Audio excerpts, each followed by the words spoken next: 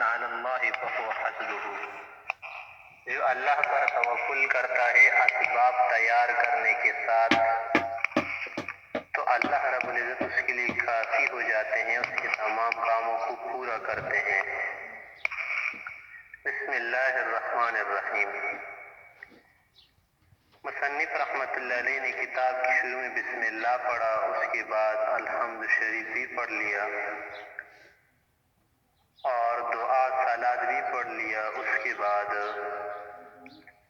مصنفین اور ائمہ مجتہدین کے متعلق بھی کچھ باتیں کی اور اس کتاب کے لکھنے کا سبب بھی بیان کرتے ہیں۔ اس کتاب کے پڑھنے سے پہلے چند امور کا جاننا بھی ضروری ہے اور اسی طرح سے شروع کرنے سے پہلے دعا بھی کرنی چاہیے۔ اللہم یسر ولا تعسر وتممہ بالخیر یا فتاح وبک نستعین۔ پہلے چند چیزوں کا جاننا ضروری ہے ہر کتاب کے پڑھنے سے پہلے، یہاں پر بھی ہم چند چیزیں پہلے پڑھیں گے۔ ایک ہے تعریف فقہ، علم فقہ کی تعریف پڑھیں گے، لغوی اصطلاحی کی اس کا کیا معنی ہے، اور اسی طرح سے اس کا موضوع، غرض و غایت اور مصنف رحمۃ اللہ علیہ کون تھے۔ تعریف کا جاننا اس لیے ضروری ہوتا ہے کہ تعریف جاننے کے بغیر مجہول مطلق لازم آتا ہے۔ مقصد اس کا ہے کہ اگر ایک چیز کی پہچان ہی نہ ہو تو پڑھنے کا مطلب کیا، اور موضوع کا جاننا اس لیے بھی ضروری ہوتا ہے کہ موضوع جانے بغیر ایک علم کا امتیاز دوسرے علم سے نہیں ہو سکتا۔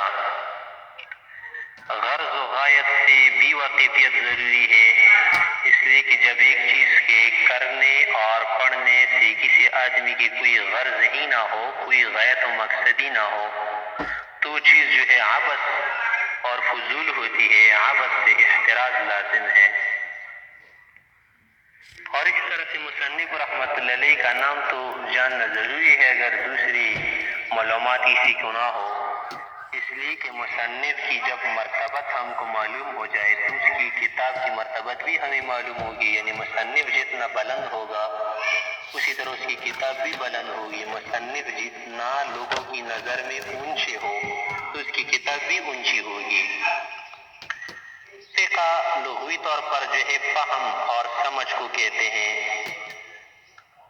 فقیہ اس انسان کو کہتے ہیں جو سمجھ بوجھ رکھتا ہے، دانائی رکھتا ہے، شناس ہوتا ہے، شناسائی اس کو حاصل ہوتی ہے اور مسائل اور اسی طرح سے فروعات جزئیات سے واقف ہوتے ہیں، اس کو کہتے ہیں فقیہ۔ تو لغوی طور پر فقہ کا کیا معنی ہوا؟ سمجھنا اور فہم، ادراک، دانائی، ہوشیاری۔ فقیہ بھی کیا ہوتا ہے؟ ہوشیار، دانا اور فہیم ہوتا ہے۔ لغوی معنی تو یہ ہے۔ اصطلاحی معنی کے اندر 4 قسم کی تعریفیں کی گئی ہے۔ امام اعظم رحمۃ اللہ علیہ نے فقہ کی تعریف یہ کی ہے کہ معرفت النفس ما لها وما علیہا، کہ انسان کا جاننا ان چیزوں کا جو اس کے لیے فائدہ مند ہے، وما علیہا، اور وہ چیزیں بھی جاننا جو اس کے لیے نقصان دہ ہے، یعنی نافع اور مضر چیزوں کا پہچاننا کیا ہے؟ علم فقہ ہے۔ کہ انسان سمجھ لے کہ مثلا یہ چیز میرے لیے حرام ہے، منع ہے، ناجائز ہے، مکروہ ہے، مکروہ تحریمی ہے، تو یہ کیا ہے؟ اس کے لیے مضر چیزیں ہیں، منع ہے۔ اور اسی طرح سے یہ بھی پہچان لے کہ مثلا نماز اور نماز کی کون سے فرائض ہے، کون سے واجب ہے، کون سی سنتیں ہیں، کون سے مستحبات ہے، اس کے مطابق اگر نماز ادا کرے تو اس کے لیے کیا ہے؟ فائدہ مند ہے، جائز ہے، قابل ثواب چیزیں ہیں۔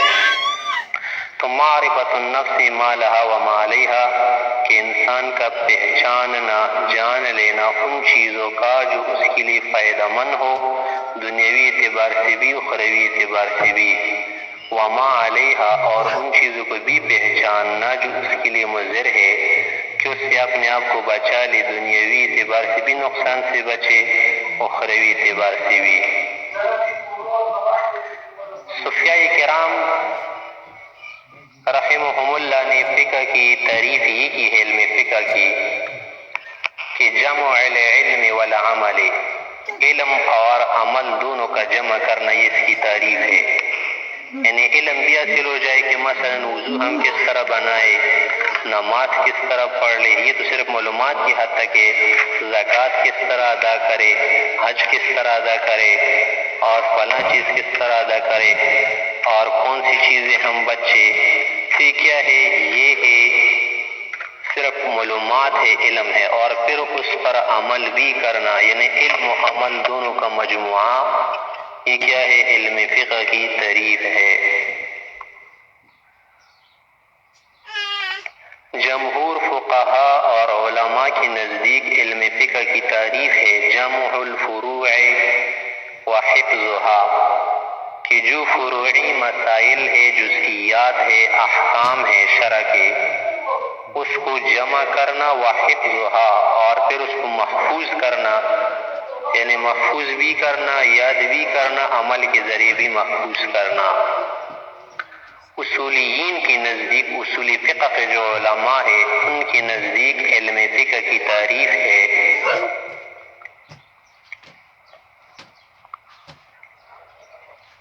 الاحکام الشرعیۃ الفرعیۃ المستنبطۃ عن ادلتها التفصیلیہ، یعنی الفقہ هو العلم، پہچاننا ہے، بالاحکام شرعیتی، شرعی احکام کا، الفرعیہ جو فرعی ہو، عقائد والے نہ ہو، صرف عمل سے اس کا تعلق ہو، المستنبطۃ وہ احکام جو مستنبط ہو، مستخرج ہو، نکالے گئے ہو، عن ادلتها التفصیلیہ،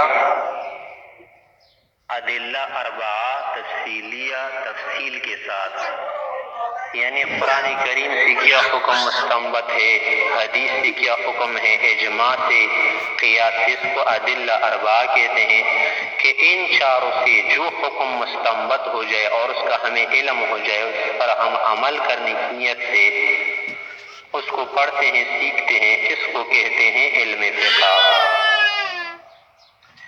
یہ ہو گئی علم فقہ کی تعریف۔ علم فقہ کا موضوع کیا ہے؟ تو علماء نے علم فقہ کا موضوع یہ بیان کیا ہے کہ ہوا موضوع الفقہ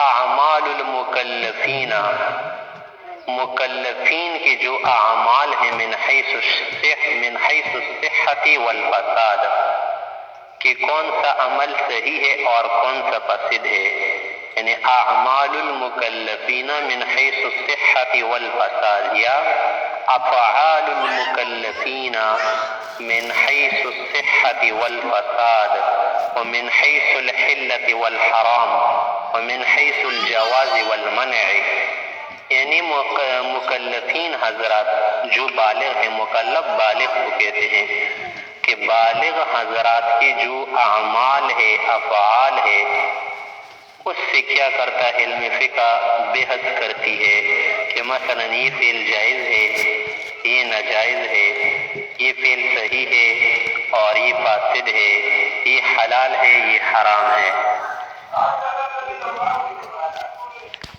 غرض و غایت کیا ہے؟ غرض و غایت اس کی یہ ہے کہ حصول سعادت الدارین، دونوں جہانوں کی کامیابی کا حاصل ہونا۔ علم فقہ کے پڑھنے سے مقصد کیا ہے انسان کا؟ یعنی دونوں جہانوں کی کامیابی حاصل ہو جائے۔ کامیابی کا کیا مطلب ہے؟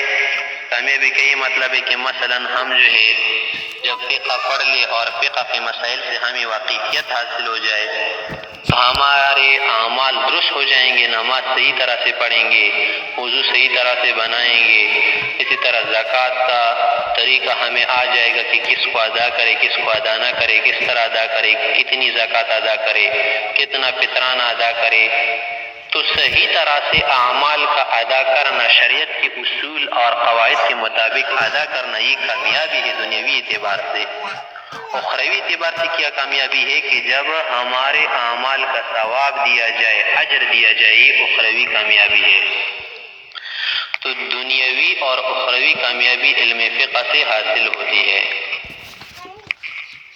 اور یہ علم فقہ جو ہے قرآن کریم احادیث سے مستنبط ہے، اور قرآن کریم اور حدیث کا نچوڑ ہے۔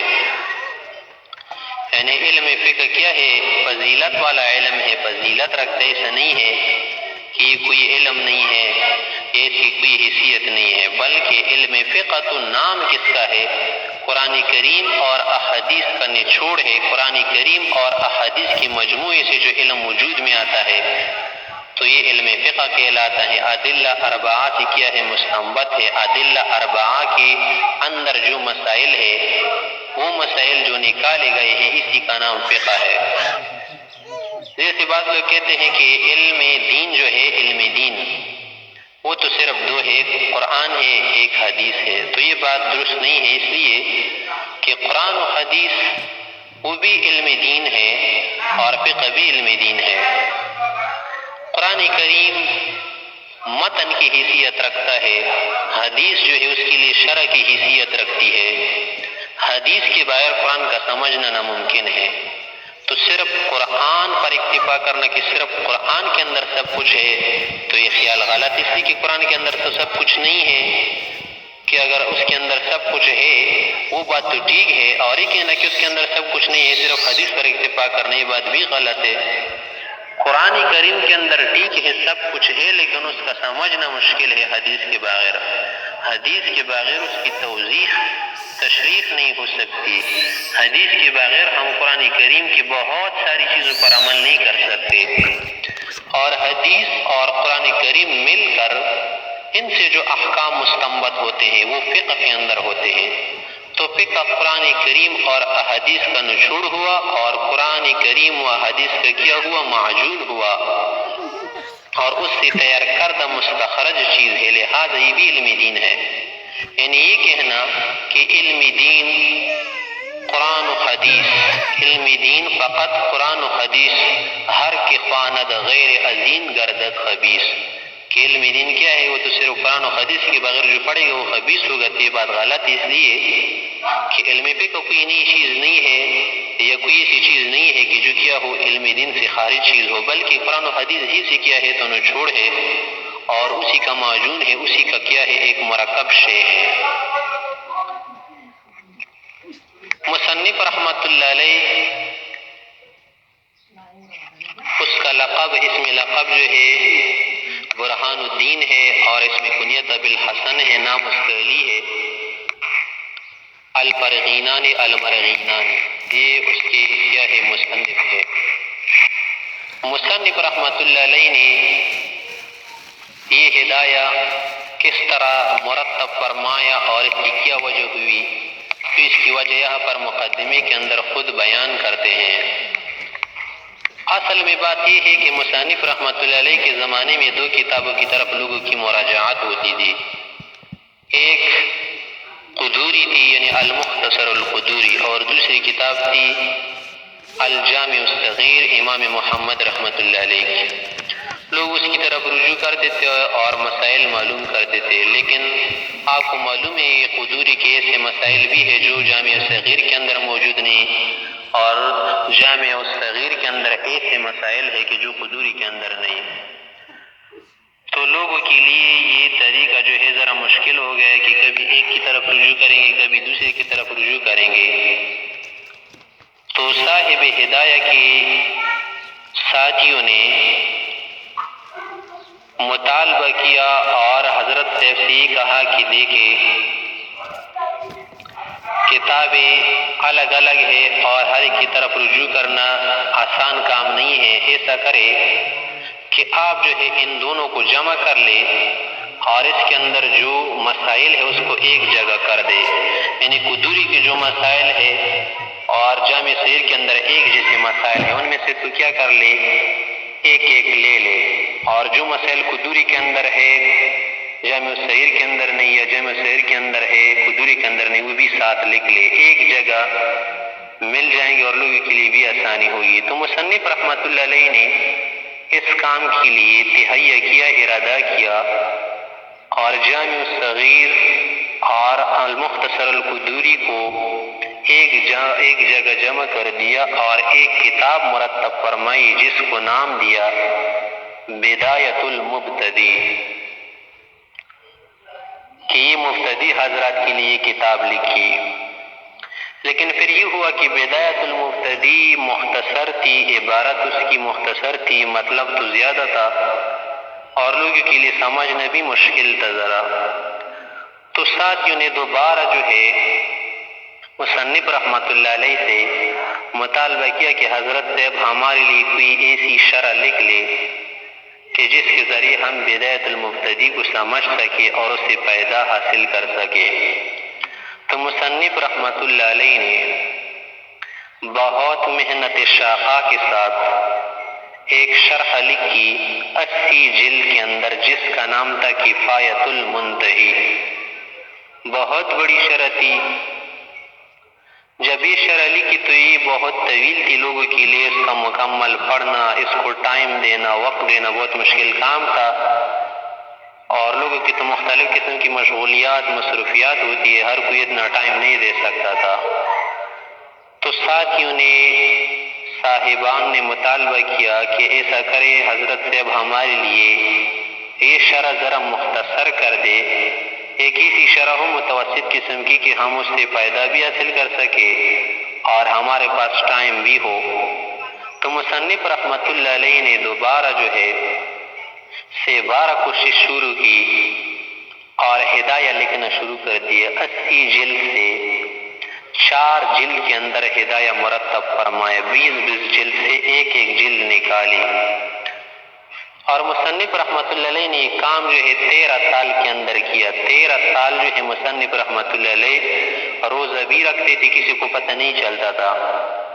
جب گھر سے کھانا آتا تھا تو وہ طلباء کو بھیج دیتے تھے، طلباء کو جب بھیج دیتے تھے تو ان کا خیال یہ ہوتا تھا کہ شاید اس کے لیے کوئی اور انتظام ہے، تو نہ تو طلباء کو معلوم ہوتا تھا کہ یہ جو ہے روزہ رکھی ہوئی ہے، نہ گھر والوں کو معلوم ہوتا تھا۔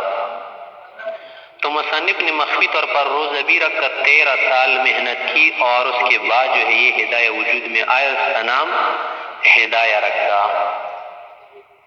اور بڑی بہترین کتاب لکھی۔ فقہ حنفی کے اندر جو ہے یہ معتبر کتاب سمجھی جاتی ہے اور بہت بہترین کتاب ہے، مسائل کا ایک انبار ہے۔ تو یہ مصنف رحمۃ اللہ علیہ نے ہمارے لیے کچھ باتیں جو ہے مقدمے کے اندر بیان فرمائی ہے۔ اب یہاں پر ایک اور بات ہے کہ مصنف رحمۃ اللہ علیہ کا کیا درجہ ہے، اس کو بھی تو ہم سمجھ لیتے۔ اس کے لیے ضروری ہے کہ ہم طبقات فقہا کو سمجھ لیں کہ فقہا کے کتنے طبقات ہیں اور کتنے طبقے ہیں۔ علامہ ابن کمال پاشا رحمۃ اللہ علیہ نے عقود رسم المفتی کے اندر بھی اور اسی طرح شامی کے اندر بھی فقہا کی طبقات جو ہے ذکر کیے ہیں، اور بھی بہت سارے علماء نے فقہا کے طبقات ذکر کیے ہیں۔ بنیادی طور پر طبقات تو 6 ہیں، لیکن 7واں طبقہ بھی ملایا جاتا ہے جن کو مقلدین محض کہتے ہیں، اور یہ طبقات 7 پہچاننا اس لیے بھی ضروری ہے تاکہ ہمیں سمجھ میں آ جائے کہ کس طبقے کا قول جو ہے کس طبقے کے مقابلے میں زیادہ قبول کیا جاتا ہے۔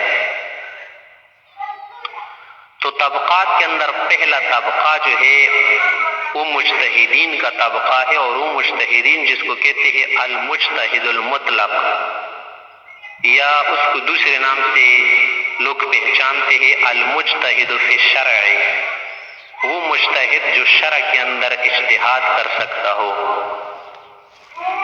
اور اس کو المجتہد المطلق بھی کہتے ہیں، مجتہد مقید نہیں ہوتا۔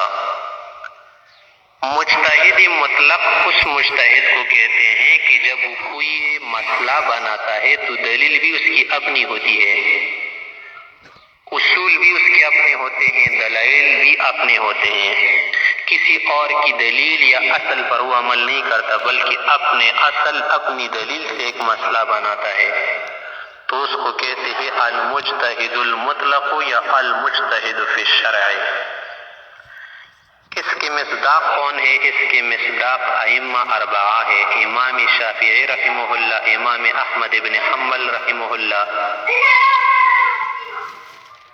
امام مالک رحمہ اللہ۔ تو یہ ائمہ اربعہ جو ہے اس کے مصداق کی کیا ہے؟ مجتہدین فی الشرع ہے۔ امام مالک بن انس رحمۃ اللہ علیہ مجتہد فی الشرع تھے، اسی طرح نعمان بن ثابت ابو حنیفہ رحمۃ اللہ علیہ مجتہد فی الشرع تھے، اسی طرح